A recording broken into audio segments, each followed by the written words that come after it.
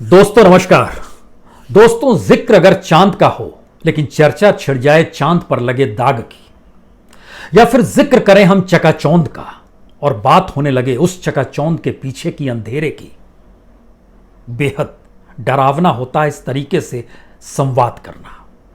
और शायद यह डरावना पल मौजूदा वक्त में कहीं ज्यादा और डराता है जब इस देश के भीतर नहीं बल्कि दुनिया भर में वह तमाम लोग जो जिंदगी में तमाम चकाचौंध देख चुके हैं, जिनकी उड़ानें शायद दुनिया के मानचित्र से भी बड़ी हो गई हो, ऐसे लोग भी आज अपने आप में अकेले हैं, बेबस हैं, संवाद बनाने की परिस्थिति में नहीं है, रिश्तों से दूर हैं।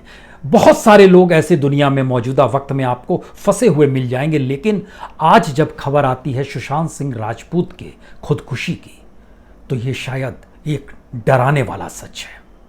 डराने वाला सच इसलिए कहीं ज्यादा है क्योंकि बॉलीवुड के भीतर के चकाचौंध के भीतर के अंधेरे की पुरपेंच गलियों का जिक्र कोई पहली बार नहीं है, बार बार हुआ है। और जब बीते 50-60 बरस के जब आप पन्नों को खोलना शुरू करेंगे तो आपकी हथेलियों में ऐसे ऐसे कलाकारों का जिक्र होगा, ऐसे ऐसे फनकारों का जिक्र होगा, ऐसे ऐसे डायरेक्टर्स, प्रोड्यूसर्स का जिक्र हम आपसे कर देंगे जिसको लेकर आप चौंक जाएंगे।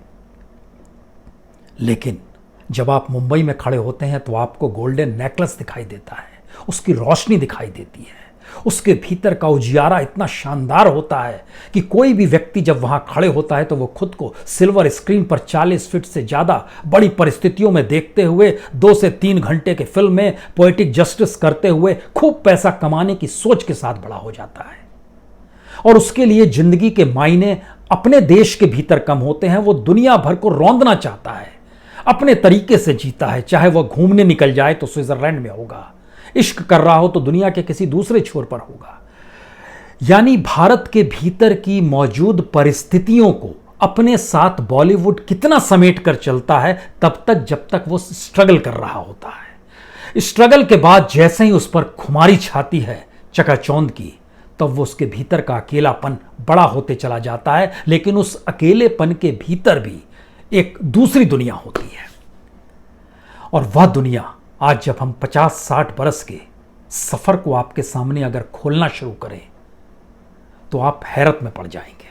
क्योंकि सुशांत सिंह राजपूत की जड़ें खुद जिन जगहों से आती है, वह खुद जैसे स्ट्रगल करते हुए निकलता है, उसमें ऐसा आपको बिल्कुल यह एहसास नहीं होगा कि उसकी जड़ें कमजोर हैं। यह भी एहसास नहीं होगा कि दरअसल उसने उस रूप में पढ़ाई नहीं की, या फिर उसके पास तर्क शक्ति कम थी, या फिर वो इंटेलेक्चुअल कम था। ऐसा बिल्कुल एहसास नहीं होगा। एक सरल स्वभाव का लड़का जो निकला पटना से, जिसकी जड़ें जिन जगहों पर है उन जगह पर आए। हमें लगता है उससे पहले तो हम उन 60 बरस के सफर पर लिए चलते हैं, क्योंकि ये सफर के भीतर का दर्द इतना पैना है जो पीछे 56 बरस की परिस्थितियों को आपके सामने ले आएगा। हम आपको लिए चलते हैं 1964 जी, अक्टूबर 1964, मुंबई का पेडर रोड। और वहां पर एक अपार्टमेंट के घर के भीतर में जैसे ही खबर आती है गुरुदत्त ने खुदकुशी कर ली, मातम सा छा जाता है। गुरुदत्त वही शख्स जिनकी फिल्म प्यासा आज भी टाइम मैगजीन के दुनिया के तमाम टॉप 100 फिल्म में बेस्ट फिल्मों में शुमार होती है। और इस प्यासा को देखते वक्त नेहरू के भीतर एक गुस्सा भी आया था, आक्रोश भी था, और उनमें भी एक आंसू भी टपक रहे थे। क्योंकि आजादी के महज 10 बरस हुए नहीं कि इतनी निराशा बॉलीवुड के भीतर है, यह एहसास उन्हें उस सिनेमा को देखते वक्त हुआ था। प्यासा फिल्म उस वक्त चली नहीं थी, कागज के फूल उस वक्त नहीं चली थी। बाद में लोगों ने जाना, समझा, पहचाना कि अच्छा इस फिल्म के मतलब और मायने क्या थे। लेकिन गजब का सच है, नेहरू की मौत भी 1964 में होती है और 1964 में ही गुरुदत्त खुदकुशी करते हैं।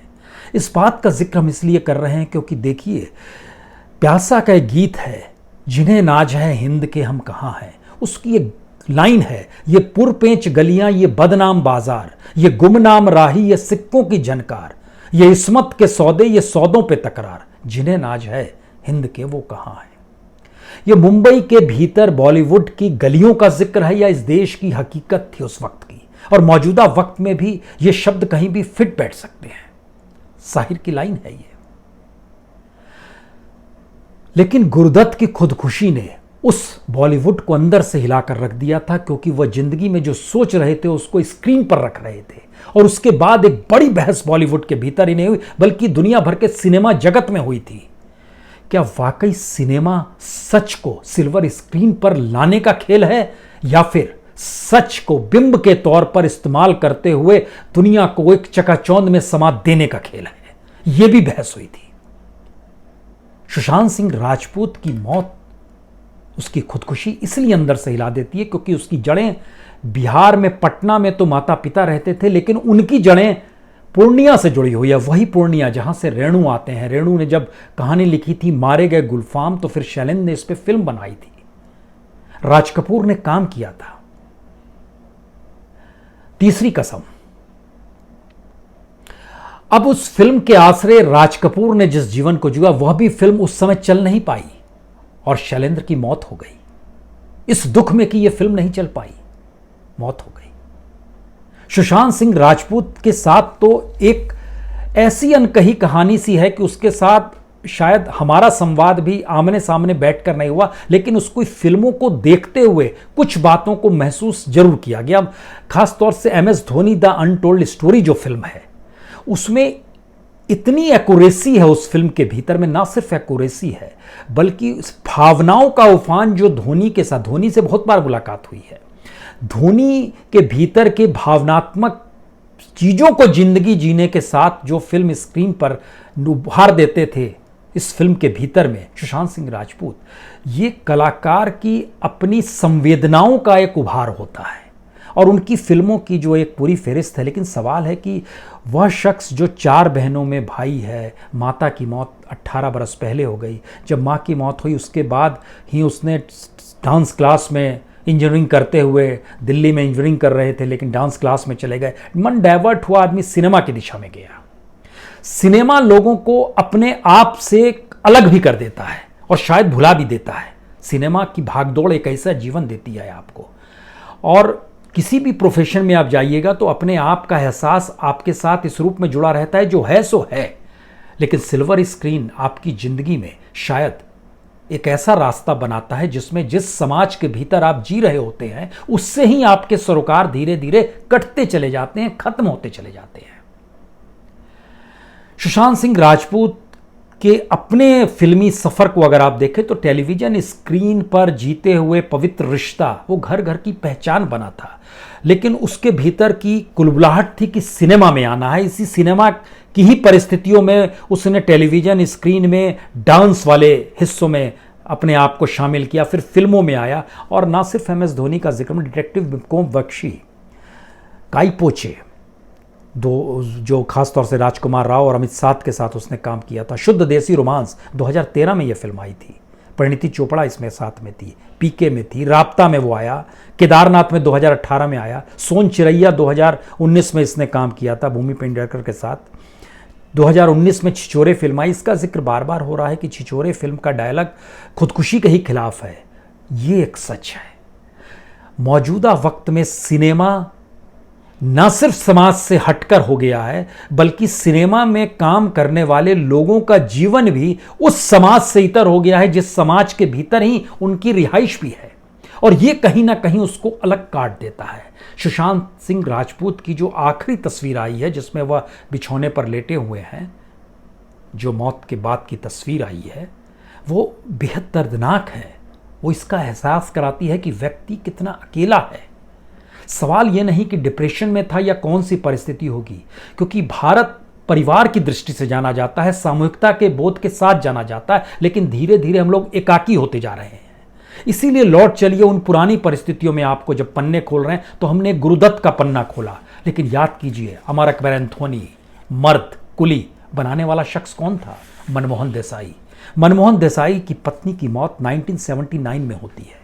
बाद में उनके रिश्ते नंदा से जुड़ जाते हैं, लेकिन मार्च 1994 में गिरगांव के अपने फ्लैट में वो रह रहे थे और वहां से वो नीचे छलांग लगा देते हैं, खुदकुशी कर लेते हैं।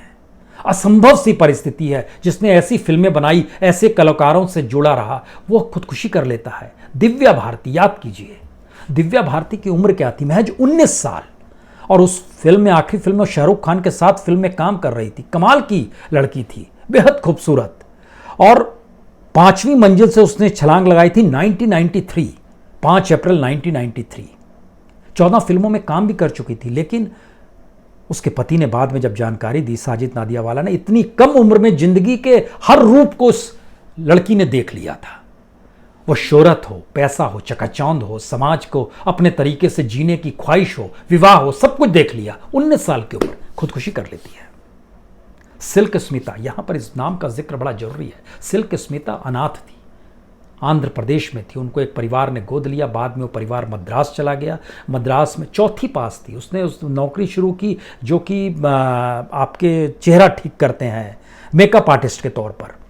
और वहाँ से वो फिल्मों के भीतर आई, वैम्प का रोल वो करने लगी और वैम्प के रूप में, इस रूप में छा गई। मलयालम हो, कन्नड़ हो, तेलुगु और यहाँ तक कि हिंदी सिनेमा में भी आ गई। हिंदी सिनेमा का आपके जहन में आना चाहिए सदमा फिल्म, श्रीदेवी की भी बेस्ट फिल्मों में से एक थी।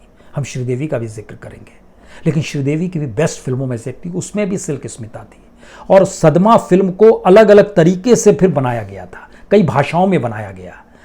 लेकिन उसने जो तमाम जिंदगी जी, वो महिला भी 1996 में चेन्नई के अपने फ्लैट में मृत पाई गई। आप सोच रहे होंगे कौन सी ये महिला है। जो नई पीढ़ी के लोग हैं वो ध्यान रखें कि जो डर्टी पिक्चर बनी है वो सिल्क स्मिता पर ही बनी है, जिसमें विद्या बालन को नेशनल फिल्म अवार्ड मिला बेस्ट कलाकार का। वो सिल्क स्मिता की फिल्म थी। और ये फिल्म सिल्क स्मिता को जितनी पहचान अपनी फिल्मों में काम करते हुए उस रूप में नहीं मिली, उतनी डर्टी पिक्चर के जरिए इस रूप में पहचान मिली कि उस फिल्म को जब अलग अलग भाषाओं में दिखाया गया, 2013 में लेकर आया गया कन्नड़ में, और उसमें सिल्क स्मिता का रोल किया वीणा मलिक ने, जो कि पाकिस्तान की एक्ट्रेस है। उसके बाद मलयालम में फिल्म बनी, उसमें सना खान ने काम किया। तो ये, और लेकिन वह भी अपने तौर पर उसने भी खुदकुशी के लिए, उसने कई हिंदी फिल्मों में काम किया। लेकिन एक ऐसी परिस्थितियों के बीच में कई नाम जहन में आते हैं। एक रिम कपाड़िया, डिंपल कपाड़िया की सबसे छोटी बहन, लंदन में 2000 में मृत पाई गई थी। उन्होंने भी एक फिल्म में काम किया था, फिल्म हवेली थी, जिसमें राकेश रोशन और मार्क जुबैर हुआ करते थे। नफीसा जोसेफ, कैसे भूल सकते हैं इसे आप। MTV की मशहूर विजे और मॉडलिंग की दुनिया में नाम। और तो और 97 याद कीजिए, फेमिना मिस यूनिवर्स, और उस साल मिस यूनिवर्स के फाइनलिस्ट में पहुंची थी नफीसा जोसेफ। लेकिन वर्सोवा के फ्लैट पर शव जो है पंखे से लटकता हुआ मिला था सन 2004 में। और उनकी एक मित्र थी कुलजीत रंधावा, वह टूट गई थी उसके बाद। लेकिन उसने लगातार फिल्मों में फिर अपने आप को जोड़ा। और बाई चांस नाम की एक फिल्म थी 2006 में, जिसकी शूटिंग पूरी हुई। उसके बाद स्टार 1 पर एक सीरियल आ रहा था स्पेशल स्क्वाड, उसमें वो लीड रोल में थी। लेकिन उसी बरस उसका शव भी उसके अपने फ्लैट में पंखे से लटकता हुआ ठीक उसी तरीके से मिला जैसे नफीसा का मिला था। कैसे भूल सकते हैं आप। और याद कीजिए जिया खान, फिल्म निशब्द 2006-07 की फिल्म है। 2013 में उसने भी खुदकुशी कर ली। उसकी खुदकुशी का मामले के पीछे प्रेम है। प्रेम का मामला अभी भी अदालत में चल रहा है कि प्रेम करने वाले ने उसको उकसाया। यहाँ नामों का जिक्र करने की जरूरत नहीं है। उसने आमिर खान के साथ भी काम किया। लेकिन इतनी कम उम्र में तमाम चीजें पाने के बाद क्या ख्वाहिश मर जाती है, और या फिर जिंदगी में सब कुछ पा लेना है, यह ख्वाहिश जाग जाती है? कुछ भी आप कह सकते हैं, क्योंकि प्रत्युषा बनर्जी बालिका वधू की लड़की, वही तो पहचान थी घर घर की। डिप्रेशन में चली गई और उसके बाद जो अलग अलग कहानियां आने लगी वो बेहद डराने वाली थी। क्या चाहिए था जीवन में? इसका मतलब है कि भारत के समाज के भीतर का जो जीवन है, वह जीवन बॉलीवुड के लोग एक हद तक तो जीते हैं जब तक स्ट्रगल कर रहे होते हैं, उसके बाद उसके आगे निकल जाते हैं और वह जिंदगी उसको कहीं ना कहीं अकेली दिशा में ले जाती है। और यह एक ऐसी परिस्थिति है जिसमें व्यक्ति कितना अकेला होते चला जाता है। यह एहसास हमें लगता है श्रीदेवी के साथ भी जोड़ना चाहिए। श्रीदेवी की मौत डूबने से हुई कहा गया, लेकिन श्रीदेवी बाथरूम के उस टब में डूबी थी जिसमें मौत होना है, उसको लेकर भी कई सवाल थे। और श्रीदेवी का जो पूरा का पूरा फिल्मी कैरियर देखिए, उसकी ज़िंदगी की जो भी उतार चढ़ाव की परिस्थितियां थी, उन्हें जब जीना शुरू करेंगे तो फिर आपके जहन में सवाल आएगा कि क्या वाकई मौजूदा वक्त में बॉलीवुड के भीतर अंधेरा इतना घना है, या फिर वहाँ की सामाजिक आर्थिक परिस्थितियां व्यक्ति को इतना अलग थलग कर देती है, जहाँ पर वह सिर्फ अपने लिए होता है, अपने ही के साथ होता है और अपने साथ ही वो जीता मरता है। क्या यह स्थिति होती है? क्योंकि यह स्थिति शायद बहुत सारे एहसासों को जिलाती है। अभी हाल में हम देख रहे थे राज कपूर का वो आखिरी इंटरव्यू, जब उन्हें दादा साहब फाल्के अवार्ड दिया जा रहा था तो दूरदर्शन के लोग उनके होटल के कमरे में पहुंचे थे और उनका इंटरव्यू करने पहुंचे थे और वो टेलीफोन पे किसी से बात कर रहे थे। उसमें बता रहे थे हाँ मैं दिल्ली आ गया हूँ और दादा साहब फाल्के अवार्ड मिलेगा मुझे। उसके बाद उन्होंने इंटरव्यू वाले ने पूछा क्या महसूस करते हैं, क्या स्थिति है। उन्होंने बोला कि मैं कुछ बरस पहले ही मेरे पिता पृथ्वीराज कपूर को दादा साहब फाल्के अवार्ड मिला था, उनकी मृत्यु हो गई थी और मैं उसे लेने आया, लेकिन मैंने ये नहीं सोचा था कि मैं भी आज खुद अपने लिए लेने आऊंगा। और संयोग देखिए, वो संयोग है। राज कपूर की मौत उसी समय होती है जब उन्हें दादा साहब फाल्के अवार्ड दिया जा रहा था, जिस फंक्शन में, उस फंक्शन में ही उनकी तबीयत बिगड़ती है। वो मंच तक नहीं जा पाते हैं, मंच से उनको अवार्ड देने नीचे आना पड़ता है चीफ गेस्ट को। यह संयोग है।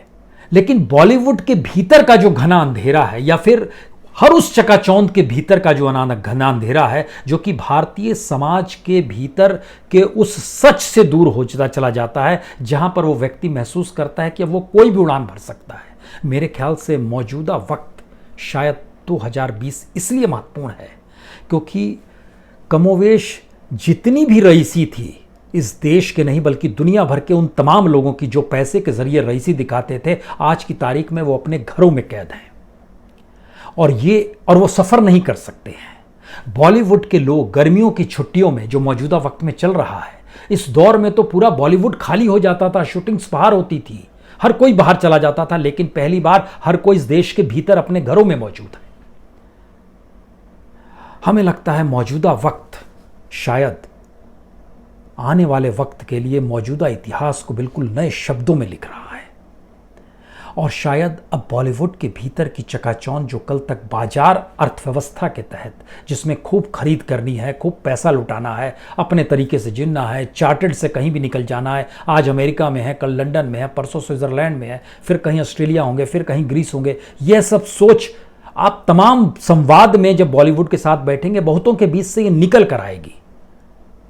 लेकिन आखिरी संवाद कहां आकर ठहरता है, इसके लिए हमें लगता है फिर आपको याद करना होगा गुरुदत्त को। लौट चलिए उसी लाइन में जहां इस बात का वो जिक्र करते हैं, देखी जमाने की यारी बिछड़े सभी बारी बारी।